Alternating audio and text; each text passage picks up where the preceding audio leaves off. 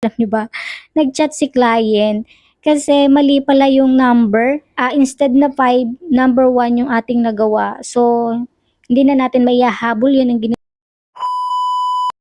Hello mga ka-sweet, samahan niyo akong gawin ang ating fondant cake. Ang size nito is 8 by 5. Ang umorder na to is si Ma'am Camille Bagisa. Kaya thank you so much Ma'am Camille. Yan, suki na natin yan. So, ang gamit natin guys ditong fondant is EMF ni Chef Emily.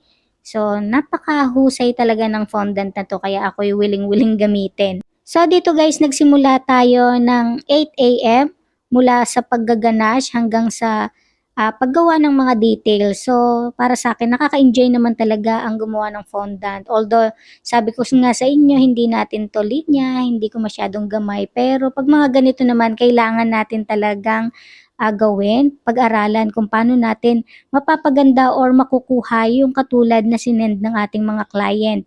So, kung sa tingin nyo ay kaya nyo, huwag kayong mag-atubiliin na tanggapin. Kasi sabi ko nga, itong mga ganitong design, o halimbawa hindi pa kayo nakakapag pa-order ng ganyan, pagka may umorder sa inyo is i-grab nyo kasi yan yung magsisilbing parang training ground nyo. Ganun naman eh.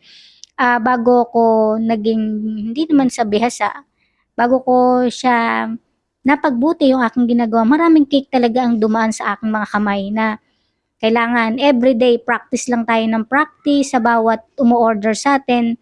Unti-unti napapaganda natin yung mga ginagawa natin. Kaya mapansin nyo, balikan nyo yung unang cake na ginawa nyo at ikumpara nyo sa mga cake na ginagawa nyo ngayon.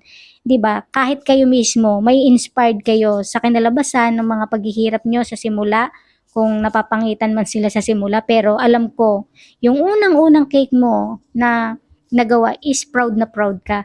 Katulad nung una kong ginawang cake, puro tusok-tusok lang yun guys, pero proud na proud ako nun. Kasi ang sarap sa pakiramdam na makagawa tayo ng sarili nating cake. Sa magtatanong naman kung magkano ang bentahan natin ng mga ganito, nagre-range siya sa 3,500.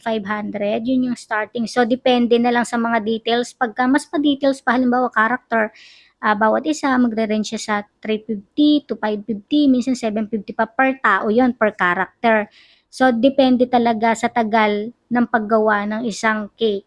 So, dito kasi sa mga fondant is labor talaga ang binabayaran halos. So, ito na guys yung kinalabasan ng ating pinaka-finished product. So, natapos natin yan guys. Pero alam nyo ba, nag-chat si client kasi mali pala yung number. Instead na 5, number 1 yung ating nagawa. So, hindi na natin maihahabol yun. Ang ginawa ni daddy is nag-print na lang kami ng number 5 at binago namin yung dedication. So, buti na lang mabait si Sis Camille, kaya nairaos naman namin kahit na mali yung number. Yun lang, bye!